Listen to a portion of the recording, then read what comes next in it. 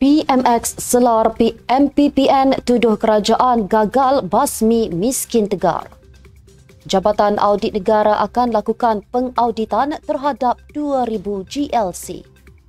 Cadangan Syed Saddiq berkaitan bantuan untuk rakyat disambut baik kerajaan. Majlis Ulama UMNO seru pemimpin PAS pertimbang nasib kuru pasti. Wan Faisal yakin kehadirannya ancaman buat Parlimen. Pegawai MB Kedah tegas tidak bertindak kasar terhadap peniaga.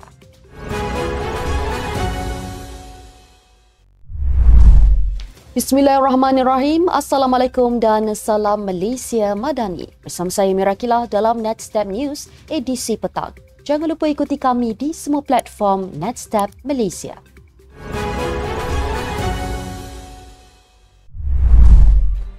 Dakwaan Ahli Parlimen Perikatan Nasional bahawa kerajaan gagal menamatkan kemiskinan Tegar pada penghujung tahun lalu adalah tidak benar. Perdana Menteri Datuk Seri Anwar Ibrahim menjelaskan sebanyak 65.6% daripada 22,893 miskin Tegar berjaya dinoktahkan sehingga 1 Ogos lalu. Sebelum ini, Siti Zailah Muhammad Yusof menuduh kerajaan gagal menoktahkan miskin Tegar seperti mana dijanjikan pentadbiran Datuk Seri Anwar iaitu penghujung 2023. Mengulas lanjut, Datuk Seri Anwar berkata kerajaan tidak mengamalkan diskriminasi kaum dalam membasmi kemiskinan, sebaliknya mengambil kira semua pelbagai lapisan masyarakat. Beliau turut menjelaskan kerajaan menggunakan ukuran per kapita untuk menentukan kategori miskin Tegar berbeza daripada dahulu yang mengambil kira pendapatan. Kerajaan bersetuju supaya Jabatan Audit Negara JAN melakukan pengauditan terhadap 2,000 syarikat berkaitan kerajaan GLC bagi mewujudkan era tadbir urus dan pengurusan yang lebih baik di negara ini. Perdana Menteri Datuk Seri Anwar Ibrahim berkata, langkah itu juga selari dengan hasrat untuk memastikan mana-mana syarikat kerajaan diurus mengikut mandat sebenar, khususnya demi kesejahteraan ekonomi rakyat. Persoalan tersebut dibangkitkan oleh Datuk Muhammad Shahar Abdullah mengenai usaha kerajaan untuk memastikan GLC kembali kepada mandat sebenar. Ketua Audit Negara Datuk Wan Suraya Wan Muhammad Razi sebelum ini dilapor berkata JAN akan melakukan pengauditan terhadap 2,000 GLC bermula tahun depan.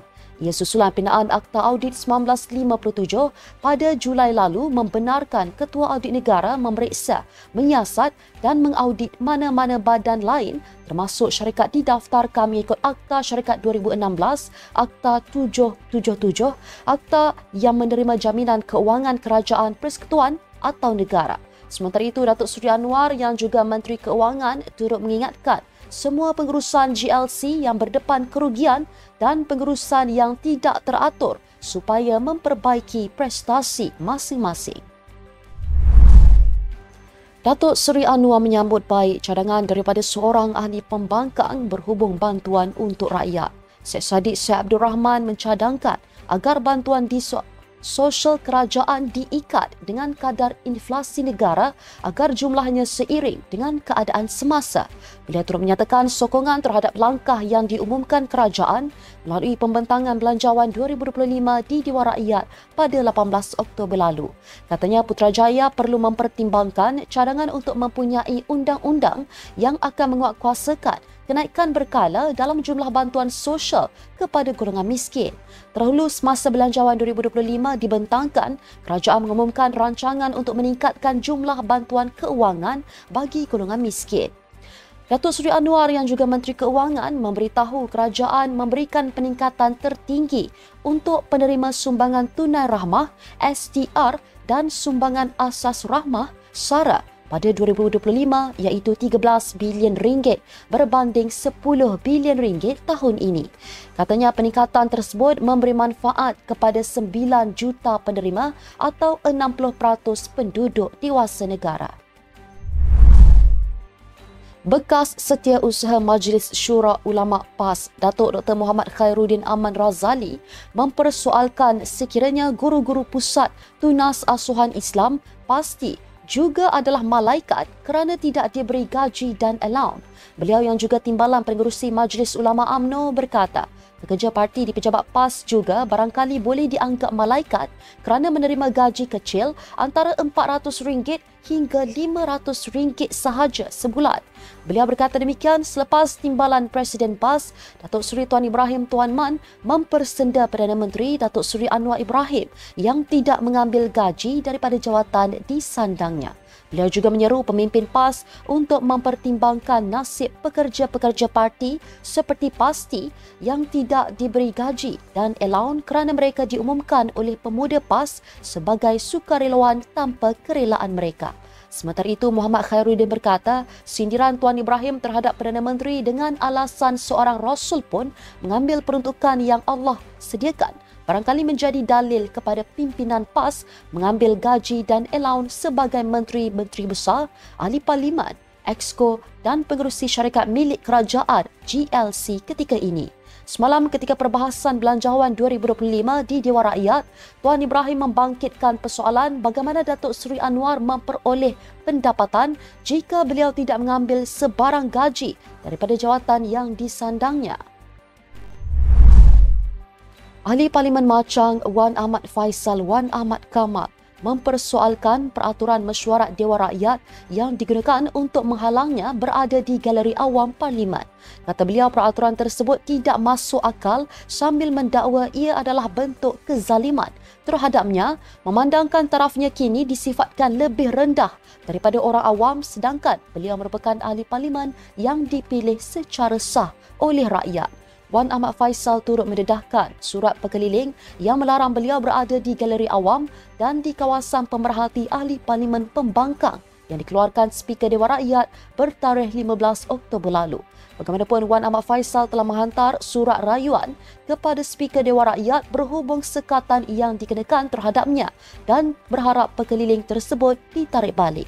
Pada Julai lalu, beliau digantung daripada menghadiri sidang Dewan Rakyat selama 6 bulan. Susulan dakwaannya mengenai surat layang dikatakan mengandungi maklumat berkaitan dalang sebenar di sebalik pengambil alihan Malaysia Airports Holdings Berhad MAHB. Keputusan itu diumumkan Speaker Dewan Rakyat Tan Sri Johari Abdul selepas usul berkenaan mendapat sokongan majoriti dalam undi belah bahagi dengan 110 ahli parlimen bersetuju dan 63 tidak bersetuju, manakala 3 tidak mengundi dan 46 tidak hadir. Pegawai khas Menteri Besar Kedah Salmi Anas Ahmad menafikan melakukan kekasaran terhadap wakil peniaga seperti video tular di media sosial kemarin. Susulan itu, beliau membuat laporan polis di Ibu Pejabat Polis Daerah Kota Star pada jam 11 pagi semalam.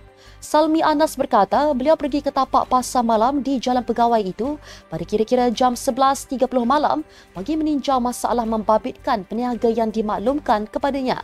Katanya beliau hanya mahu berbincang dengan ketua peniaga di situ, namun ketika tiba di lokasi ada 2 individu lain berada di kawasan berkenaan.